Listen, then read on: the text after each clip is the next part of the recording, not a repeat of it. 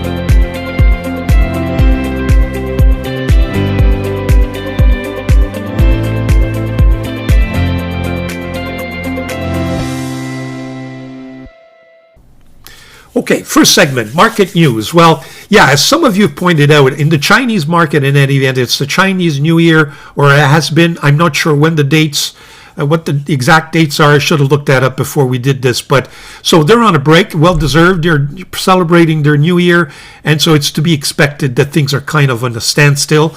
As to the rest of us, well, who don't celebrate Chinese New Year, I don't know what's going on. There's not much out there. It's not going like gangbusters, but I forget which reviewer I was listening to mentioned that February is kind of, I think it was Hemingway Jones. He feels like kind of February is kind of a slow week, even for the viewership. You know, they're doing other things, and maybe that's the case as well. So there's kind of a lull there, but let's take a look at what I've been able to put together for you in market news. So let's go to my computer. First of all, I'm going to start backwards. This is Giardino Italiano, and now they have a brand new site called pens.it, I guess Pens Italy. They have this beautiful new Mayora called the Golden Rule, soon available, 270 euros. Very, very interesting resin there. It really attracted my attention. It's something I'm going to take a look at because Mayora is one of my favorite pen makers, along with Delta and the whole Delta group.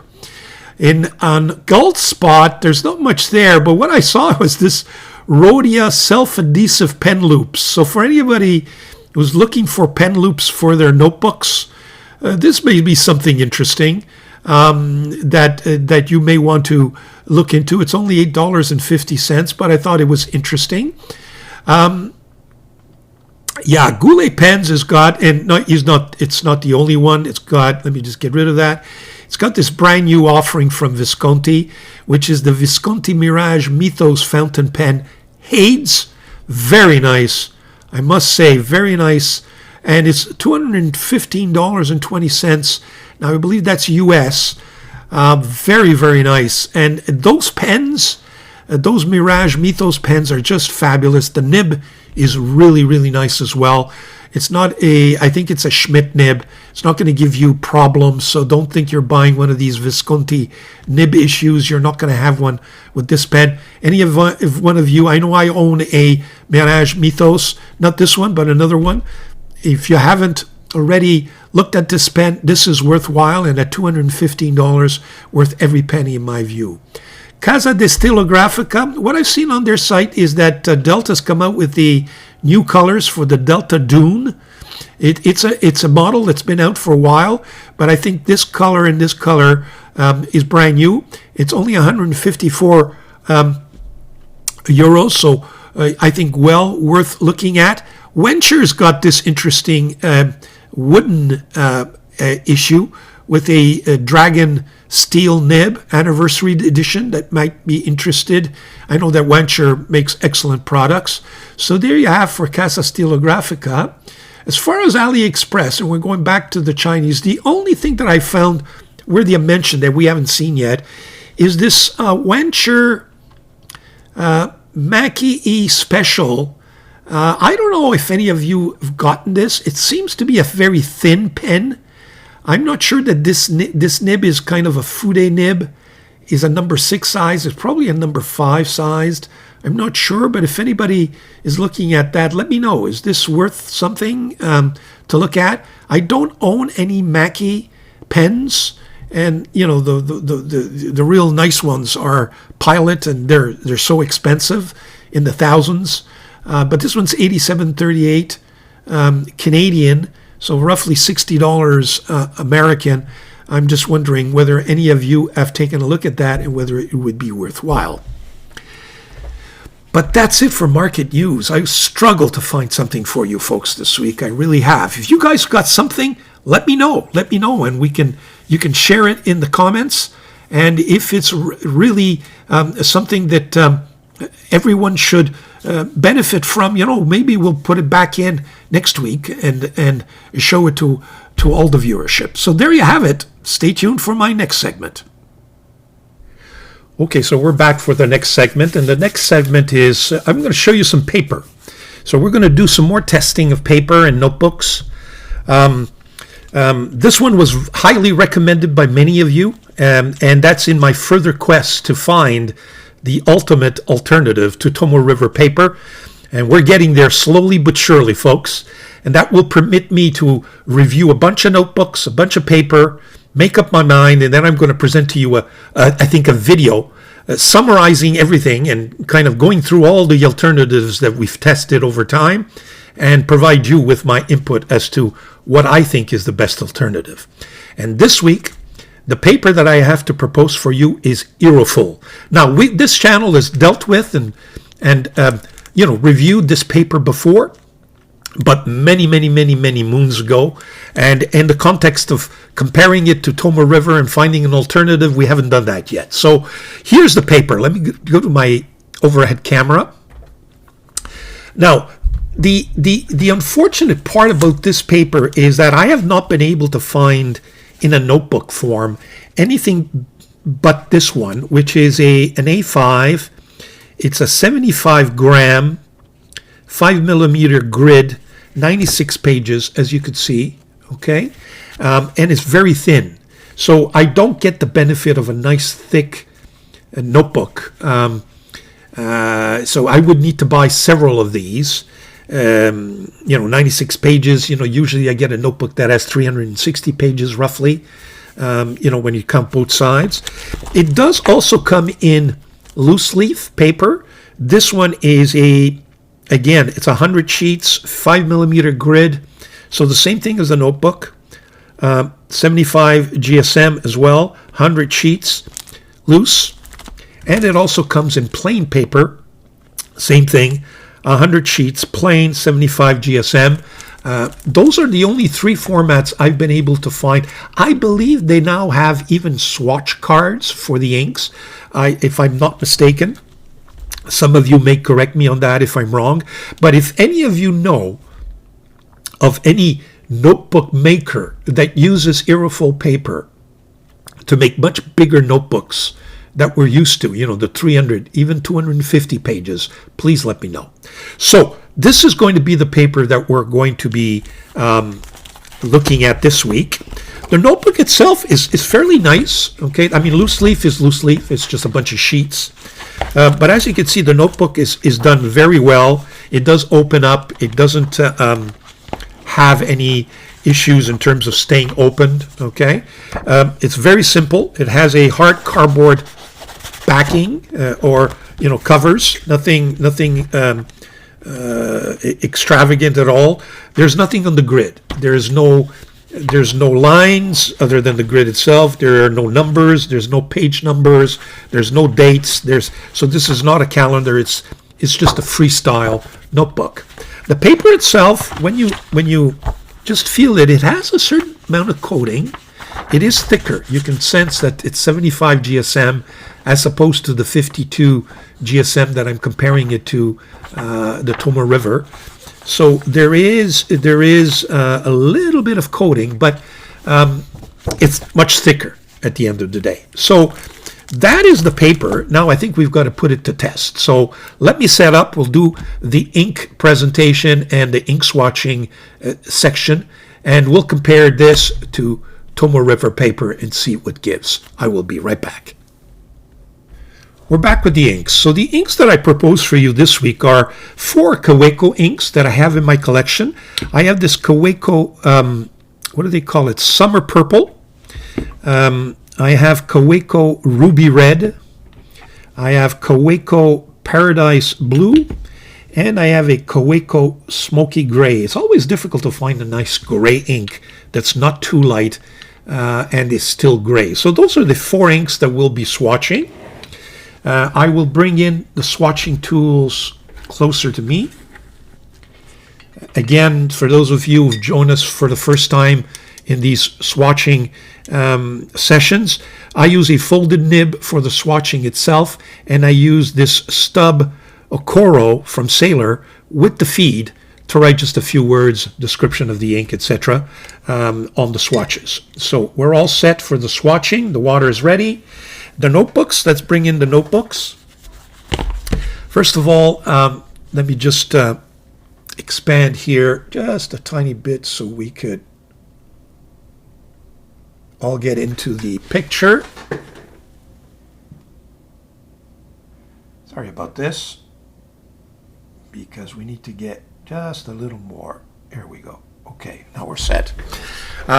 As I mentioned, this one has the IROFUL, so this is the sheet, the plain at 72. What I've done to make comparison a little more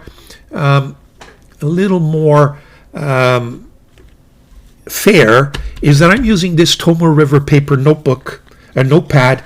The thickness of this paper is not 52, it's actually, the 68 one.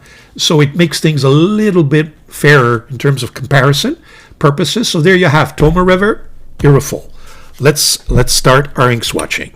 First one will be this purple. Now none of these inks are, from what I can see, are shimmering inks, which is good. I've given them a go, shimmering inks these days, but they're always a little problematic, and depending on the pen that you use, and you don't always get the best result in terms of clogging the pen, etc. So here we go. That's the, Summer Purple. We'll do some writing. So let me just move into this is KAWECO.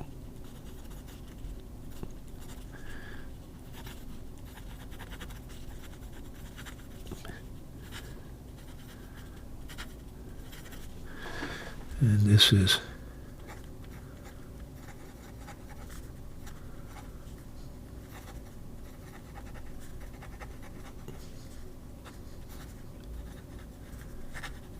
okay, so we've done the purple. I can tell you that right off the bat, and we'll keep going, the IROFUL paper is okay. It's obviously fountain pen friendly. that's not the issue with all the papers that I'm suggesting as alternatives. The real issue is what kind of a writing experience does it give? And it strikes me as being a paper where the flow of the ink from the pen it's like, you're struggling to get the words on paper. It's like slugging through mud, that sort of thing, which makes the writing experience a little more problematic.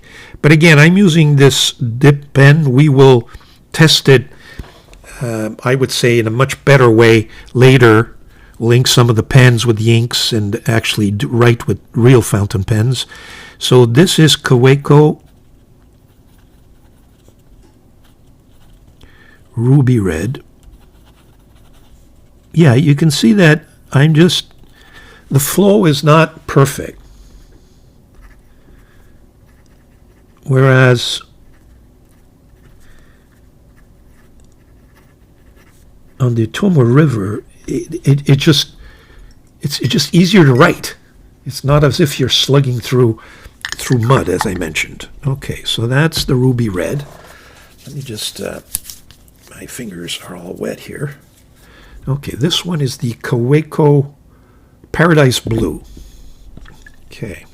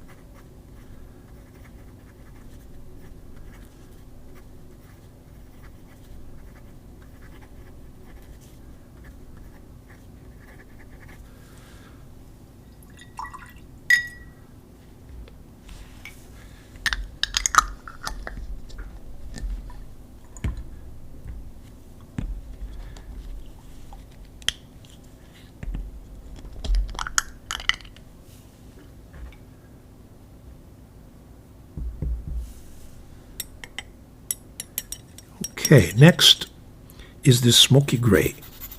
Yeah, you see the smoky gray is very light and I don't know. It's going to dry nicely, but I find it's very watery. Not sure it's the best ink. Not sure I would even use this ink, frankly, but we shall see. It's already better when you write with it, but I guess that's the nature of the beast. Gray inks are difficult to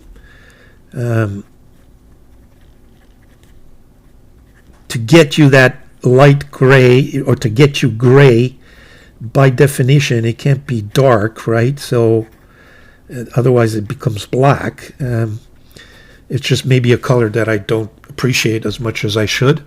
But there you have it. Whoops, I'm just going to lift that just a bit so you can get them all into the screen. So there you have it. What we're going to do is we're going to allow these inks to dry up and see exactly what we get from them.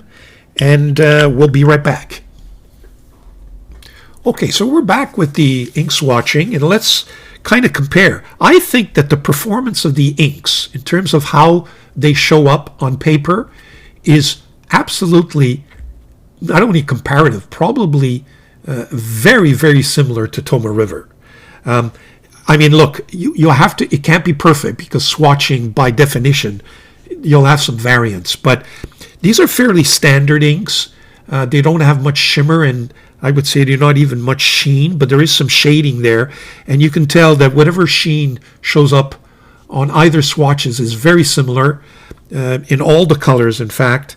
and you see the shading in a very similar fashion. So, and it's well known that IROFUL, in terms of ink performance and how it shows up inks, is very, very good. Some would even argue that it shows them up even better than a Tomoe River paper. Certainly, they're a little bit darker, just slightly darker on the IROFUL, as you can tell here, than Tomoe River, but very comparable. On the other side, let's see what it gives.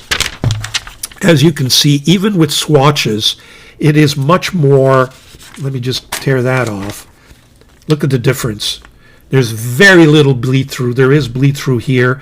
Now this is 68 and this is 72 GSM, but still very comparable. I think this paper handles it much better. The ghosting is also very nice. Here you can see bleed through here, bleed through there. So in terms of quality of the paper, the quality in the IROFUL paper is definitely there. But we'll do some writing on this paper, and we'll draw some conclusions later on in this recap. We'll be right back with the next segment. Now, for the next segment, we're going to take a look at some of the panels that I proposed for the week. Now, the panels have been a little more difficult to provide some content. There's not much out there these days. As I mentioned in the market news segment, Chinese market is fairly flat. And they're on holiday. I'm not sure when the holidays finish. I'm not sure if there's anything planned after the holidays. And from what I understand in listening to other reviewers as well, February is kind of a dead month, but we're getting through it. We're now March the 1st. So, hopefully March, April, things will pick up. Springtime will come along, and we'll see what happens. But here are the pens that I have to propose to you. And, they're not novel. They're not new, but it's two pens that I wanted to add to my collection. So let's start. We're going to do just a quick unboxing first. So let's go to my overhead camera. Here we go. The first one I have proposed for you is a Dieman. Let me get my knife so this way I don't destroy the cardboard box. I like to keep these boxes. Here we go. And you can tell this is, for those of you who are bought Dieman pens, they usually come in this kind of a box, kind of a metal tin box. And here's the pen. Now you might say, wait a minute, we've seen this before. Yes, I have. I think you've seen both the color of this wood, stable wood, and the pen itself, except you've seen the color of this wood, I believe, on the A7. But this is the A10, and let's compare it to the A10 that I originally purchased. So let's put that there for a second. Let me, so we're back. So this is the pen I just purchased. Let me just put them all in so you can take a good look at them. So this is it's the A10, okay? The Dieman A10. Now, I want to make sure I'm not getting the numbers mixed up in between A7 and A10. No, this is the A10. It is a magnetic cap with a nice, stable wood is this nice bluish green color. That's to be compared with, this is the original A10 that I purchased, and I think that's a brand new color that I just purchased. I hadn't seen it before. In terms of the finials, what's interesting is that it kind of, you can see in the background, it kind of mimics the color of the wood itself. So one has that, the brown, and the other one has the green blue. Nice finial, nice pen, I must say. I really enjoyed the nib on this one. We'll see what nib is offered. I get the sense that the blue one is a little thicker than the brown one, but I think it's just kind of a question of the color. One looks bigger than the other. I think we're talking about exactly the same sizes. So it just, you have the sensation that one is bigger than the other. Even at the tip here, it almost feels like that finial is thicker than the other one. Maybe I might measure it just off camera, just to let you know whether or not it's just my eyes or just an illusion. I think the blue The A7 comes in this green and this blue. This one is not in a finished, shiny finish. This one is matte. And I would venture to say that that A10 I thought was very similar to this blue, but it's probably an in-between version. It's just got a little more green than this one, and it's got less blue than this one. So it's kind of an in-between between these two. At least that's the sensation I'm getting here. So you could see the comparison of the stable wood pens that I've recently added to my Dieman collection. So there you have it. That's one pen that we've added, and we'll do some comparing and some writing later on. So that's the first pen I have to propose to you for this week. So let me just put this aside. The other one is an Asvine, and I think I've already announced on the channel that I really wanted to get this pen. And you know, the fun thing about Asvine these days, or most of the time, although I think sometimes things are erratic with them, is that you can go on Amazon, and especially for an older model, you can probably get them fairly quickly. So I ordered this, and within a few days it was on my doorstep. It is a little expensive. It's not one of their cheaper offerings, but this Ebonite C2000, I have the blue, and I absolutely wanted to get the, where is it now? 1 second, I want to compare it. Yeah, so this is the one I just got, the brown. I really wanted to get this brown. It's beautiful, by the way. And of course I have the kind of teal, which is just as nice. But when I say depth, I mean you can actually see some depth in that Ebonite. The finish is beautiful. I unlike many people, I like the fact that this Asvine is quite, it's pronounced, the C2000 as well. I like this clip. I like the design. Otherwise, it just becomes a boring, cigar shape. They've managed to combine cigar with flat finial. Take a look at the finial, how the Ebonite is worked. The pen is just beautifully built. It's got that, metal threading here, a metal tip right there. It's got that beautiful 1.1 stub that I really like on the Asvine number 8 nib. The quality of the build quality is just superb. I like the way the interior, they've resolved any issues for any issues of dry nibs. I never get a dry nib issue with this, and that's become my new battling cry, if you will. I mean, it's nice to get a pen that looks nice, writes nice when you ink it, but if after 3 or 4 days it dries up on you, it starts to become problematic and high maintenance, and it's not something you want to see, especially from one of those more expensive pens. And this one is a little more expensive than others, so you want to make sure it writes. I think it writes beautifully, and we'll do some writing with this pen in due course. I'll put the blue one on the side. So far pens that we've seen in terms of the model, but I wanted to add the different colors to my collection. In terms of what I have for you, either in pencil or ball pen or roller ball, I have this one here that I acquired. It's a Peniter Tempi Moderni, or Modern Times. It's meant to kind of, in the scheme of things, it has that triangular grip. They do offer this in the fountain pen as well, but I thought that I would, start with the ball pen. Actually, I'm not even sure if this is a roller ball. I think it's a ballpoint, and you turn it, and the nib disappears, and you turn it, and the turning mechanism is not perfect. I find there's a little imperfection there.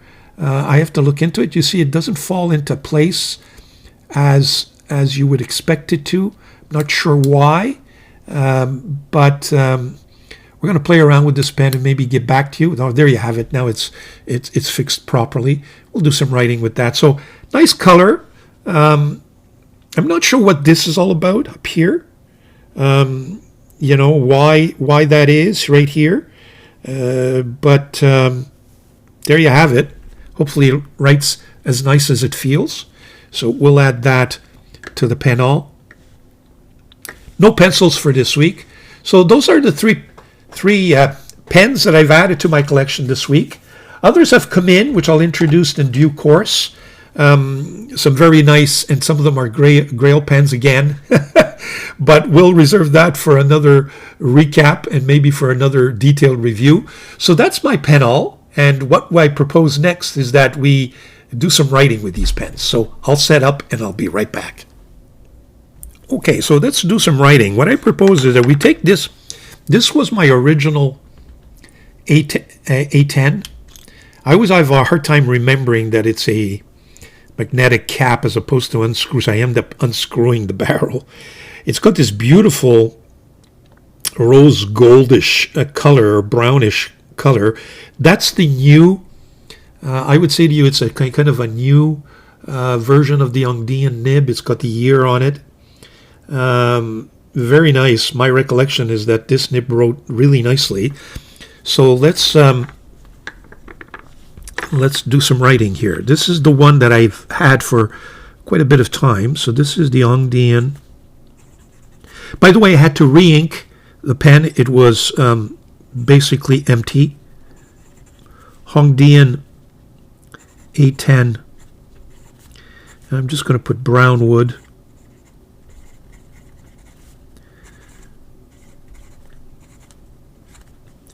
The nib is a fine, I believe. Yes, it is. It's a fine nib. I'm going to put new Ongdian. It's the new model. Is it springy? Fairly stiff, but you know, it's got some softness. Fairly smooth, good writer, fairly precise for a fine. I think you get enough, you know, you're not going to complain about the wetness. It is a fine. I think it's, the ink that I'm using here is the Leonardo. It's become one of my brown ink go-to brown inks. Leonardo Noce Bosco, or Bosco Noce, no, Noce Bosco. Noce Moscato, sorry. There we go. So that's the original. Now let's take a look at the one I've purchased, see if it has the same. Sometimes they're inconsistent from pen. Even in the same model, you get different nibs. I don't know if they're trying to use their old. No, it's the same thing. It's that same rose gold new version. Okay, I've inked this up with the KAWECO. What is it? Paradise Blue. So this is the Ongdian.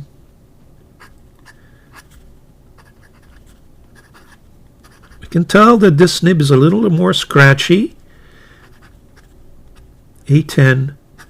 I'm going to say blue-green wood. Yeah, definitely I'm struggling here. I mean, it's not scratchy to the point where it's unusable, but there's a lot of friction on this paper, especially on this paper. I'm going to put, is it fine or extra fine? Yeah, it's the fine. Feels like an extra fine. And I'm going to put new Ongdian. Now, is it something to do with the ink? I'm not sure, but this is the KAWECO Paradise Blue.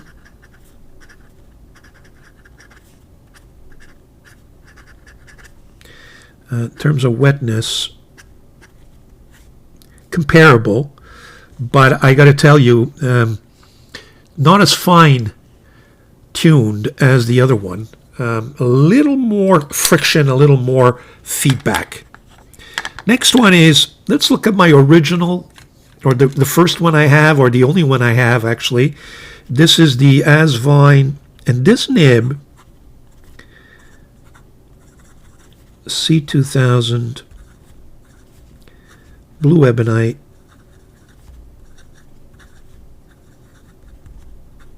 has always been the stub on, oh, I think I've ran out of ink at the wrong time. No, okay. 1.1 stub. It's just got this nice feeling. I don't know how to describe it, but I think the nib is just slightly off, making it such that it has a feedback similar to Sailor, which is very enjoyable. So I say it's just by accident. Very, very wet. And the ink I've got in here, I believe, is one of the Hongdian inks, which are very, very juicy. I'm going to let that dry before I make a mess. This is the new one we just acquired. I'm very curious to see whether or not I get the same writing experience on this 1.1 stub. This is the Asvine. No, I don't. But it's much smoother. Asvine C2000. And this is in the brown ebonite.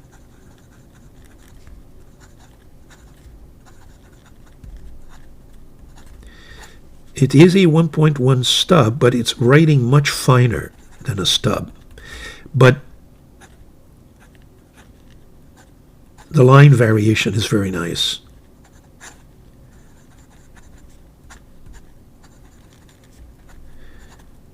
The line is not as thick,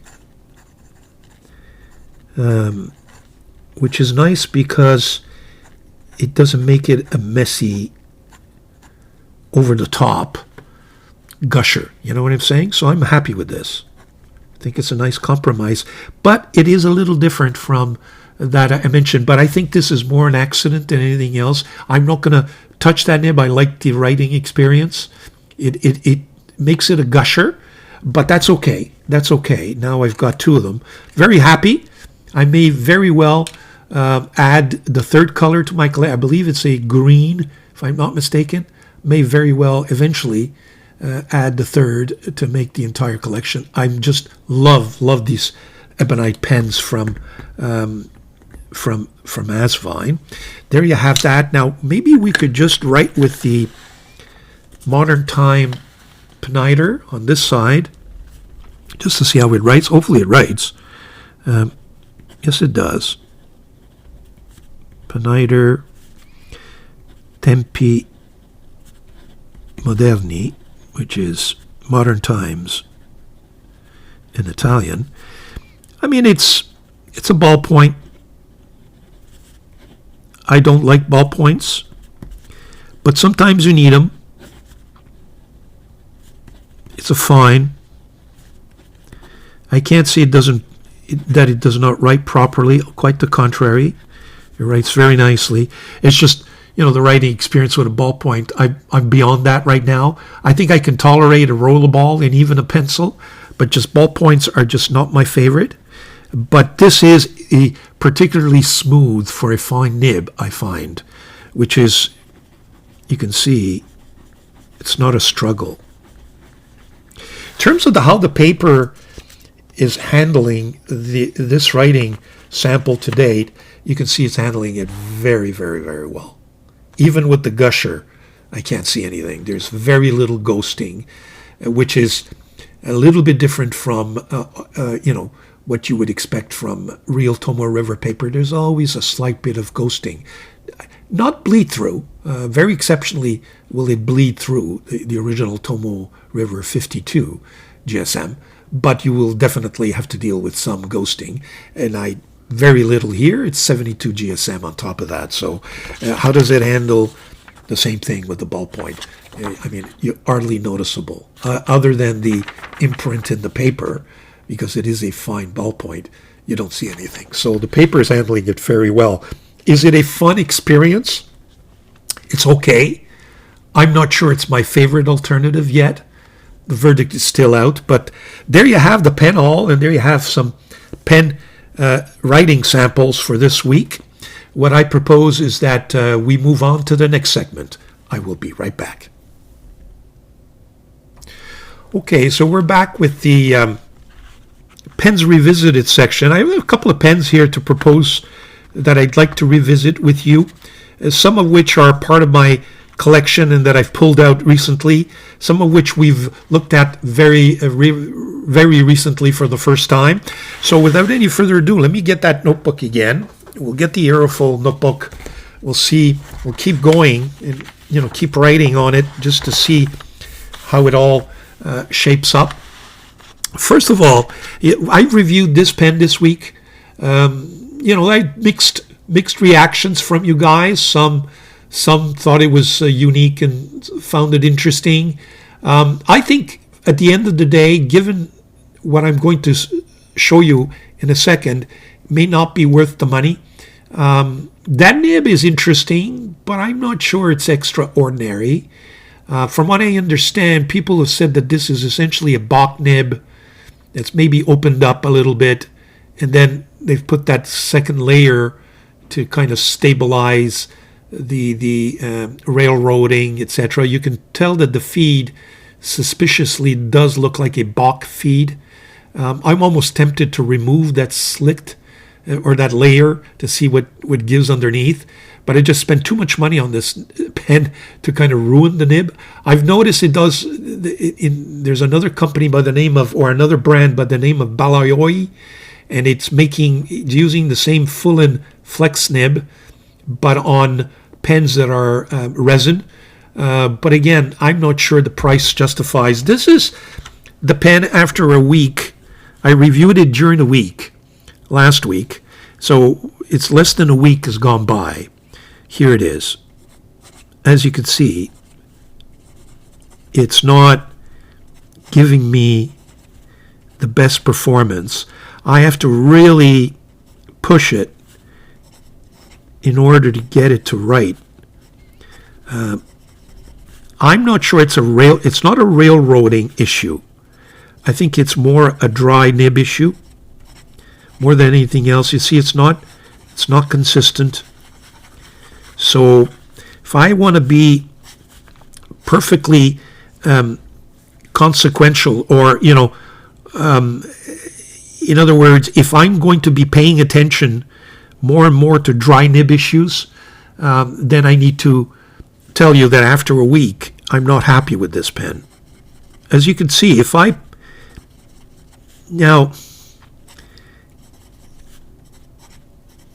see, when I keep writing with it, there's a consistency issue there. But, I've just got the feeling it's Bach.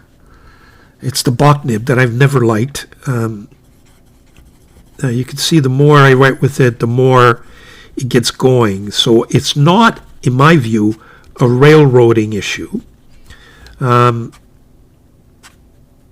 Although you wonder, or is it a dry nib issue? It looks like there's enough ink, though, in that feed.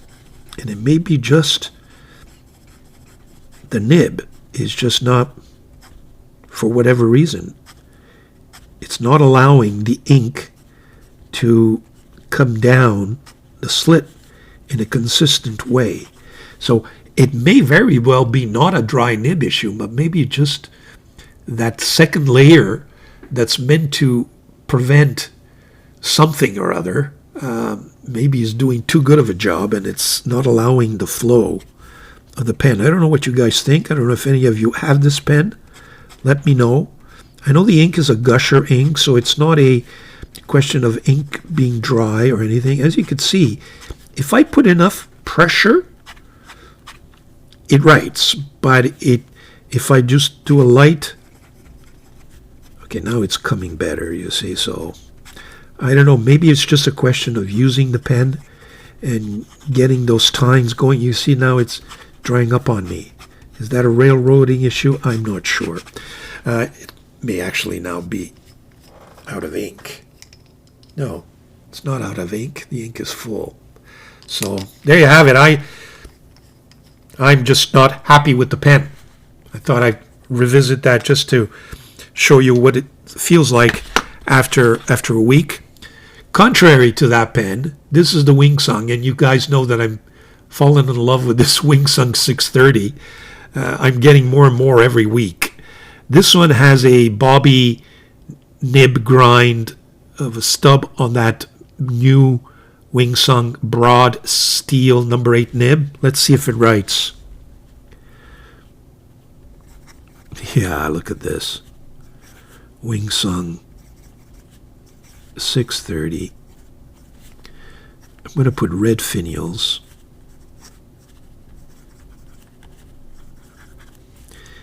Bobby stub on broad. And it's got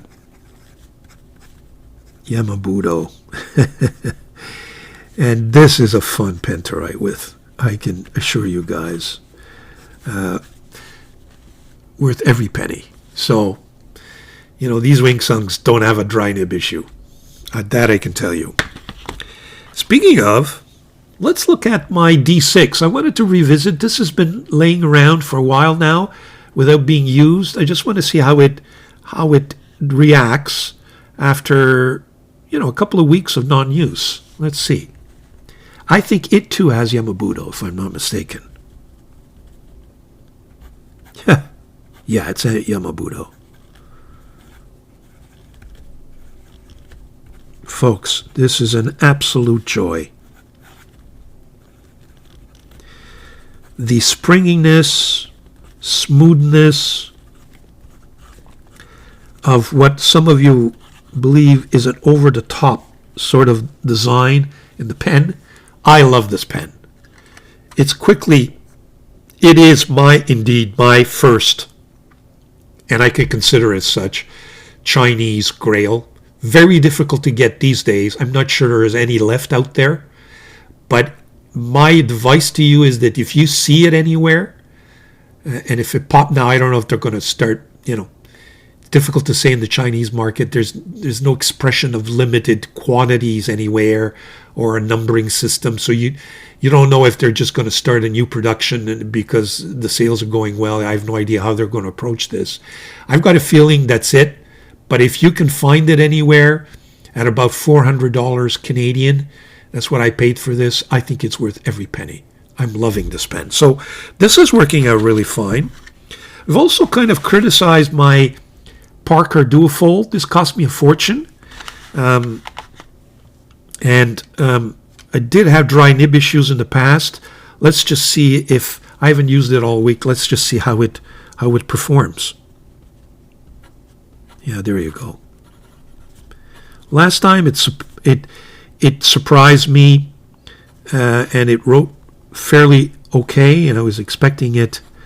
But as you can see, after 2 or 3 weeks, it just, for a gold nib, Parker, and all the rest of it, this is not acceptable. Now, does it have, is this okay, this is a, it does have ink, that I know, because I haven't used it. So, dry nib, folks, Parker Duofold. Not impressed. At the end of the day, I don't think I have a Parker that works properly, unfortunately. I did want to revisit my Edson as well. This pen is just, talk about Grail. This may be the ultimate. So this is Waterman. Yeah, look at this. Very similar writing experience to my Wingsung, I got to tell you. Feels very, very similar. So if that's any indication of how good that Wingsung is, this is the Edson. And this too is a kind of a stub broad nib, So Waterman, Edson, stub. Very similar writing experience, I got to tell you.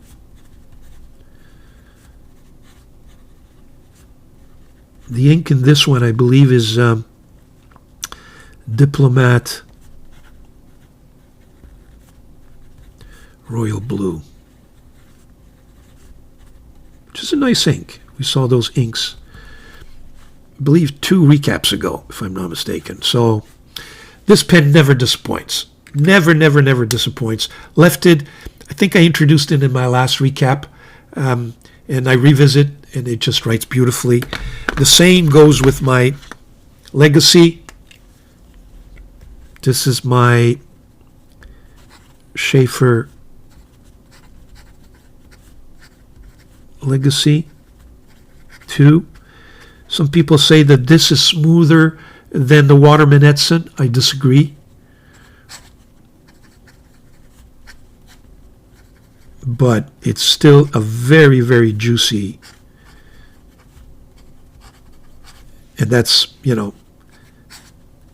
a broad stub. This is a fine. And look how juicy it is for a fine. So my Legacy also never disappoints. I also have in here my Karen. Karen, my issue is with the fine nib. I'm just trying to become fond of this pen, and I'm having great difficulty. And silly me, I had a chance to acquire one during, I believe it was during last week, where I think I had bid for a Karen with the silver cap, a medium, and it was below the reserve price, but I was subsequently offered to buy it at the price that I bid.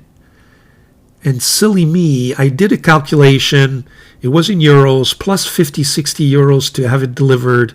I knew there would be some charges for duties and such. And I said to myself, you know what? I'm not sure that I'm granting it such a great deal. I'll be patient. I'll find one eventually at a better price. So I'm having somewhat, it would have cost me around 370, 400 Canadian, which is not bad, folks. But it was used in an auction. Buy at your own peril. I wasn't sure whether or not at the end of the day the pen would turn out to be okay. And if you're getting close to the actual price of a new one, then you hesitate, but we shall see. So it's still in the hunt.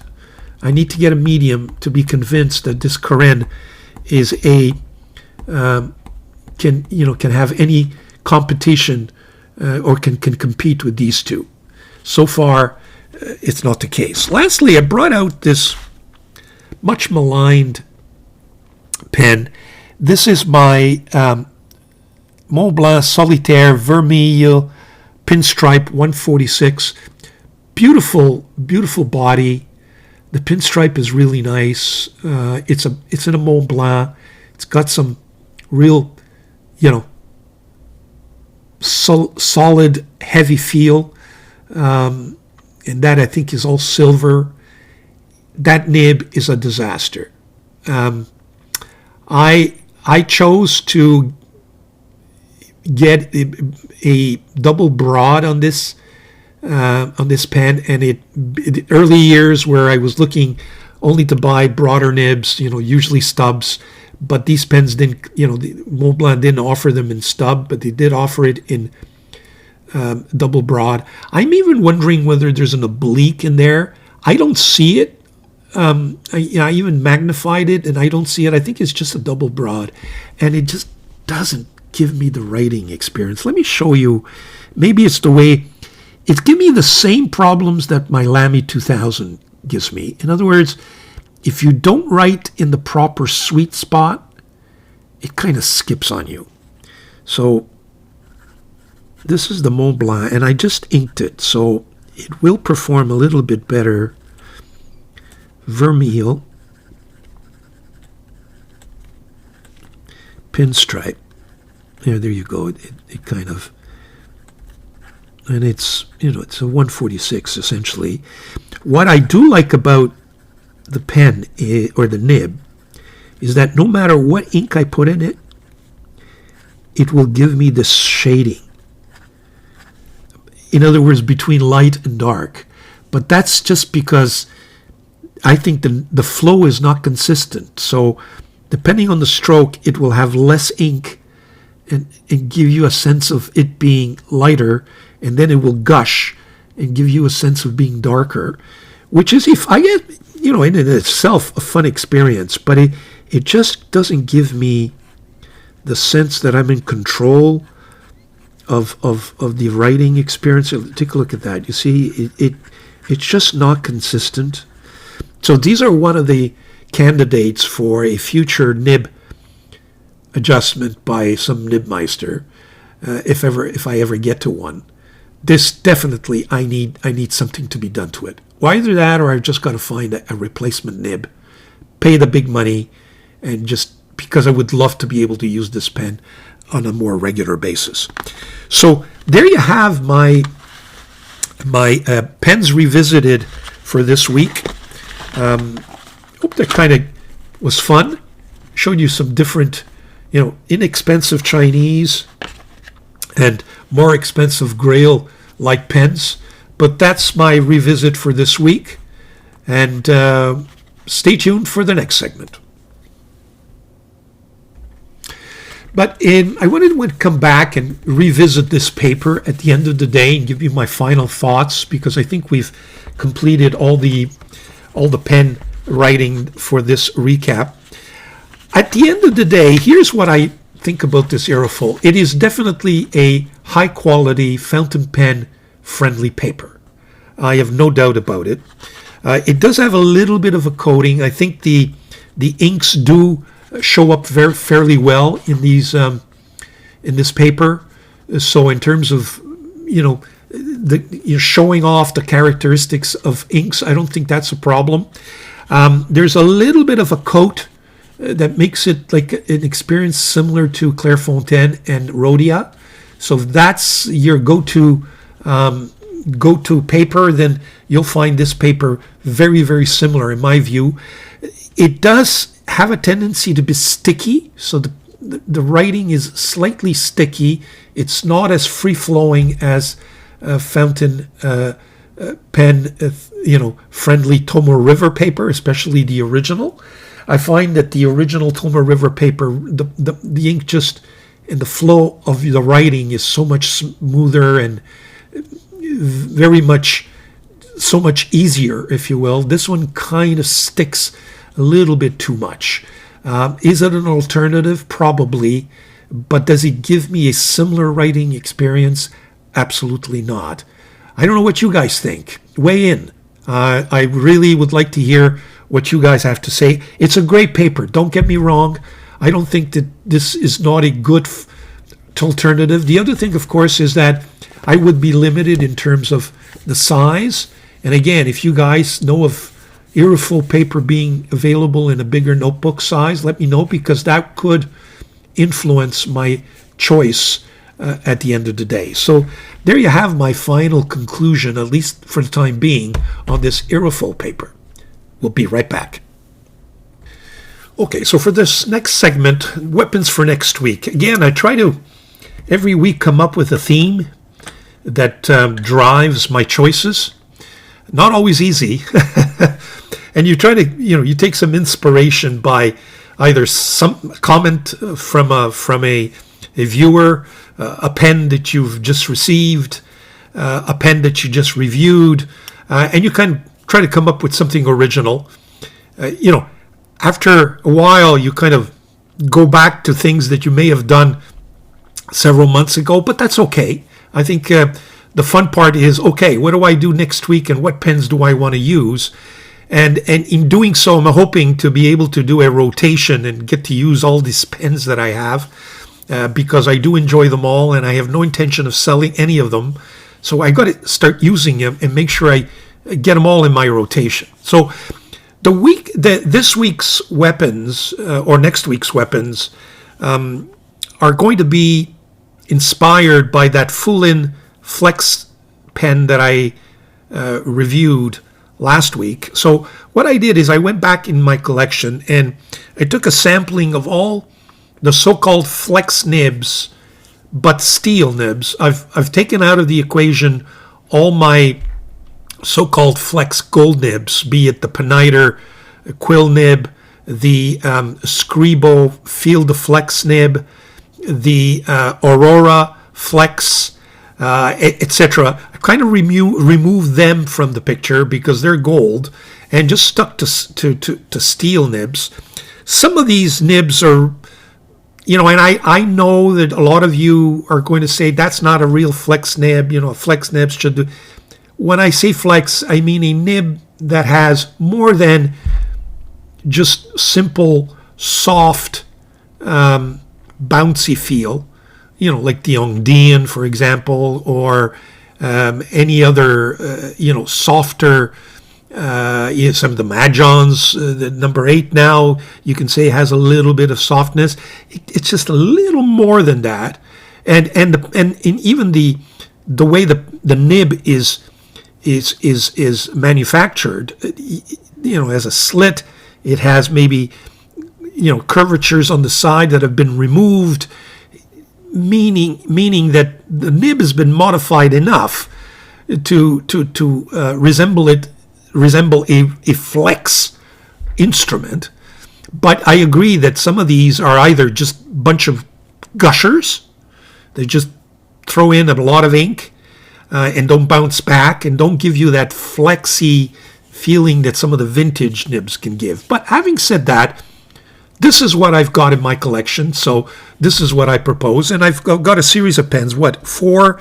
I've got 10 pens here, and we'll take a look at them. And some are, and you'll get to see which flex nibs I think are worthy of mention, and most importantly, which ones are maybe more adapted to having fun, as opposed to actually EDC everyday carries that you can function with on a daily basis, either in your journaling or at the office, etc. So let's go over all that. Now, I'm not going to use the IROFUL notebook for this because I got a feeling that I'm not going to get what I want in terms of experience. So I'm going to go back to my Tomo River and my Wonderland notebook. So we'll set up and we'll go to my overhead camera.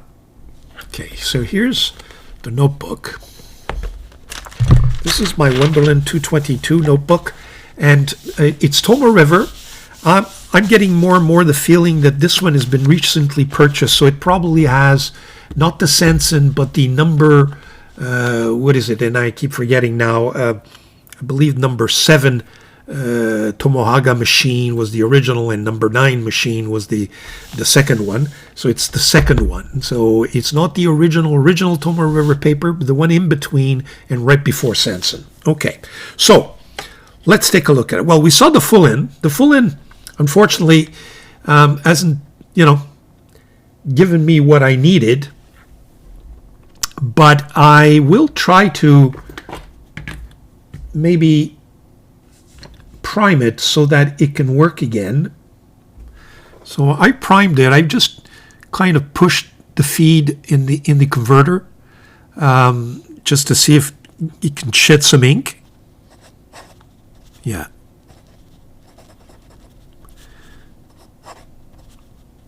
Again, had it not been for whatever it is that's preventing the flow, it may be dry nib. It is type of flex that is, I think, an EDC, an everyday kind of writer that you can live with. It's not a gusher. It's not so quite a bit of bounce, of course. Whoop, and I think I just messed up. I just got ink all over my fingers. Here you go, so bear with me. The next nib that I have to propose is let's look at the Yowo nibs. Now this is a elastic nib, or the Yowo flex nib. It's in a Delta pen, but this is the extra fine. So this is the extra fine flex from Yowo.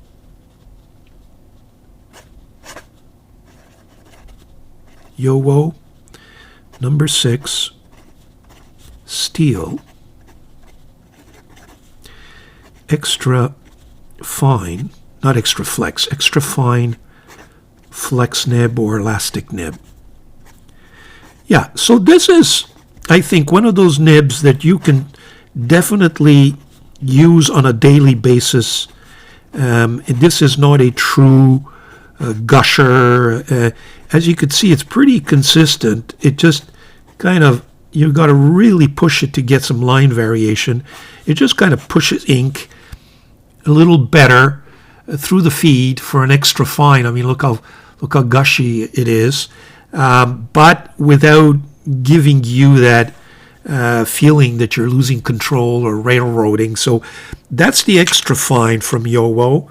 We, of course, can take a look at the fine Yowo that I have on this Asvine. This is the Yowo number 6 steel fine flex. And it's got a thicker line, but I think the extra fine, at least in that pen, is a lot softer than this one. But again, this, in my view, gives you just a little bit. It makes your Yowo nib fun, put it this way. So from now on, I'm only going to order, I think, I've made up my mind, if I'm going to have to get a Yowo nib in a pen, I would either go with one of these, either extra fine or a broad nib, which gives you that other very smooth, thick experience, okay? But I'm going to stay away from simple fine, extra fine, and medium. I think that's the way I'm going to go with Yowo nibs. That's two. Do we have another Yowo nib? I think that's it. What else have I got for you? In this is a Ranga Ultim pen. It's got an extra fine Ultra Flex from Fountain Pen Revolution, but in the dual colored, which is less flexy in my view than the just chrome version. So this is the Fountain Pen Revolution.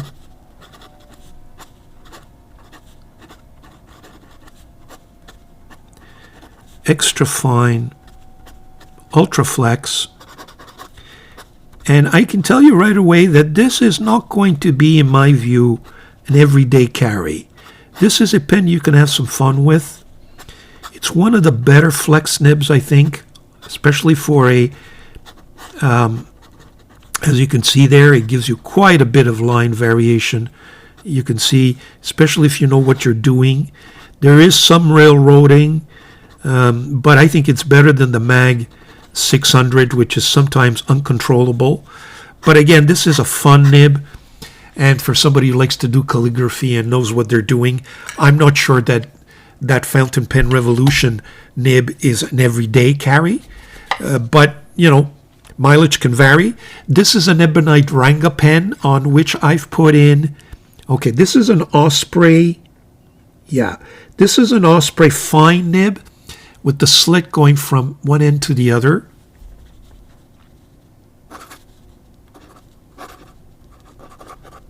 As you can see, it is very fine and doesn't provide a lot of flex. You have to really push it. But if you know what you're doing, it may be one of those nibs that bounces back, So everyday carry, absolutely. It gives you a very fine line, mind you. But, if you push it, it will give you some line variation, especially if you know what you're doing. But it's not one of those out of control flexy sort nibs. This is another Osprey. This is an Osprey, same thing, big slit, dual color, but it's a broad.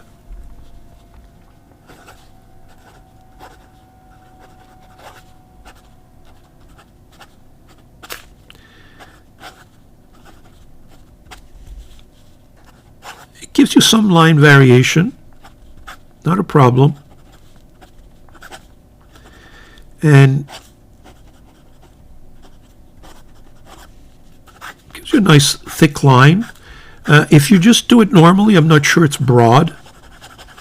I think the broad, you go get it once you kind of push those tines a little bit.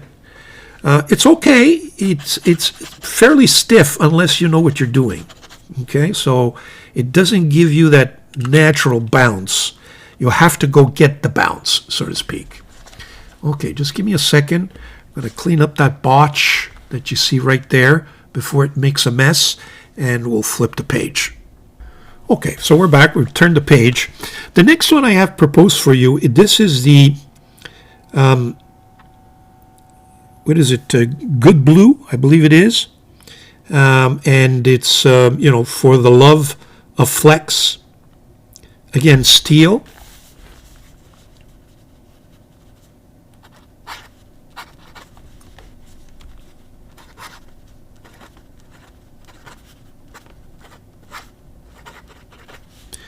I believe it's a fine. As you can see, if you know what you're doing, you can get some really nice line variation here.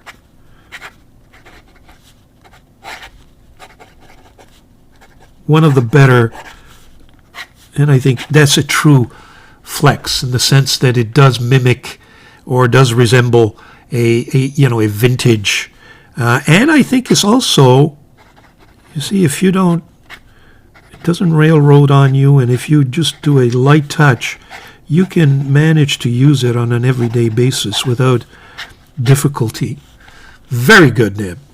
That's that one. I think I have one in an actual Good Blue pen, which is this one, the Good Blue. Forget the number. I think it bears a number, but it's made out of Ultim. Very nice. Is it the Good Blue? Yeah, the Good Blue. Yeah. I thought maybe I got the name wrong. This one I think is a little flexier. Yeah.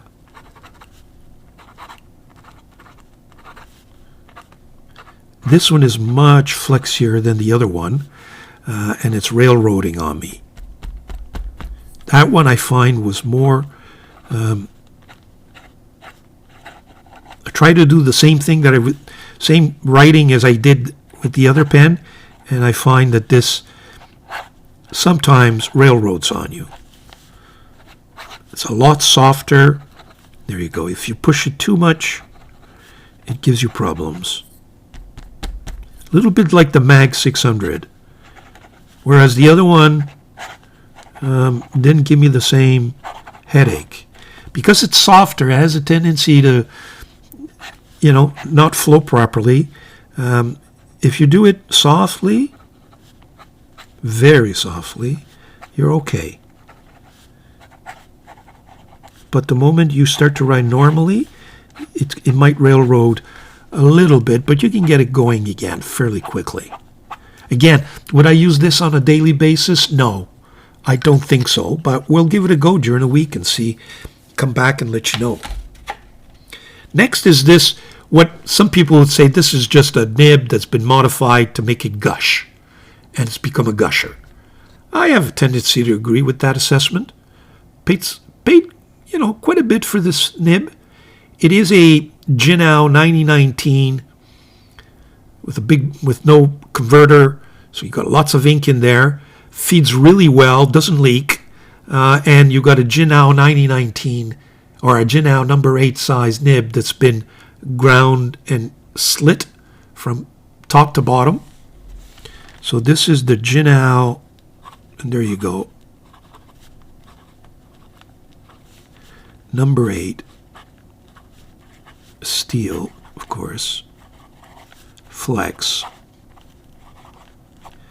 There's quite a bit of flex, but it does have a tendency to run away from you in the sense that, see, there's just too much ink coming out in an uncontrollable fashion, as opposed to that one where you get the flex, but it doesn't gush the way this one does. This is one of those pens where if you push it, all you get is blobs of ink. Okay, so, but can you write with it in a normal fashion? As you can see, if I want to write in this small space, it can't help itself. It does have a tendency to blotch quite a bit. So, again, questionable in terms of everyday use, but lots of fun if you like gushers. Next is this modified KAWECO number 6 steel nib that I bought from FP Nibs. It is a fine that's been modified to give it a flexy feel. See, it's railroading. I just tested it a few seconds ago. This pen has a tendency to, it's just too soft. It's even vibrating. The nib is vibrating and makes a funny noise. I don't think this is a success. Railroads on you, doesn't write properly. It actually spits ink or just blotches, because when you play with it, it kind of just bounces ink all over the place and it railroads on you. This is not one of my better purchases, but I did want to mention it to you just in case you've seen it and are tempted to go buy one. This nib is not working at all. I'm going to remove it from the rotation, but I did want to show it to you. There you have it. That's the KAWECO modified nib. Do I have anything else? No, I know. That's it. I mean, I have this fountain pen revolution, but you've seen that already, so we'll remove that from the picture. That's it, folks. So these are the pens that I'm going to go with this week. Let me just, here we go. So these are going to be my weapons for next week. Bunch of soft or flexi nibs, and we'll have some fun with them. So there you have it. There you have it. We'll be right back with the next segment. Stay tuned. Okay, we're back for the final segment, which is YouTube review. First of all, in terms of other reviewers, I've got 3 videos to propose for you. One which is very interesting because we've been looking at that in the last weeks, which is a comparison between the new stamped Mahjong Sun Nib and the old engraved or laser engraved Mahjong Sun Nib, and whether or not that stamping in the new version has kind of affected the softness of that nib and maybe given us a completely different writing experience.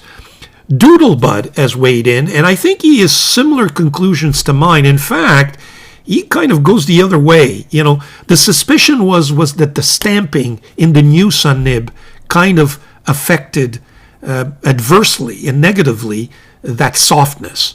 My review of the new stamp nib, apart from that extra fine one, which frankly is extra fine, and I don't have an extra fine in the other one.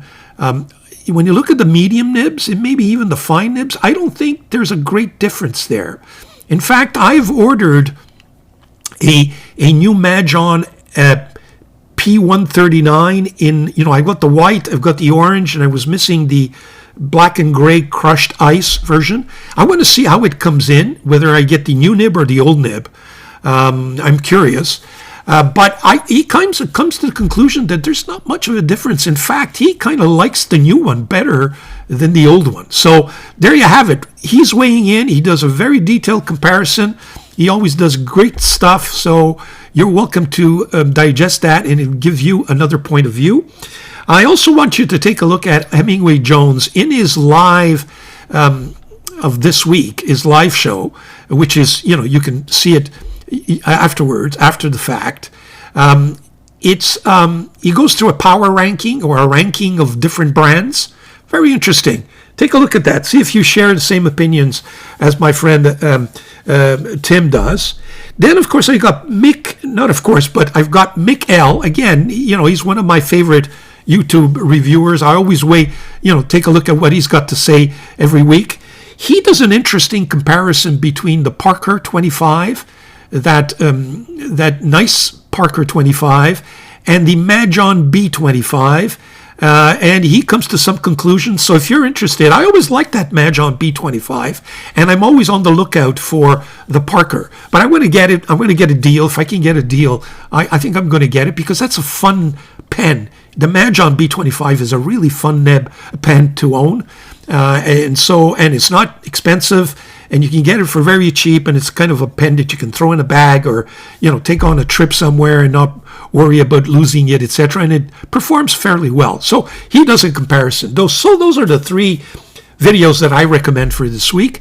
As far as my own videos, well, you've seen last week I reviewed the Fullen Flex pen. Hope you enjoyed that. I've also put out a video showing you doing some ink swatching in independent inks watching video. I think I'm going to probably do one a month, or regularly bring it back in.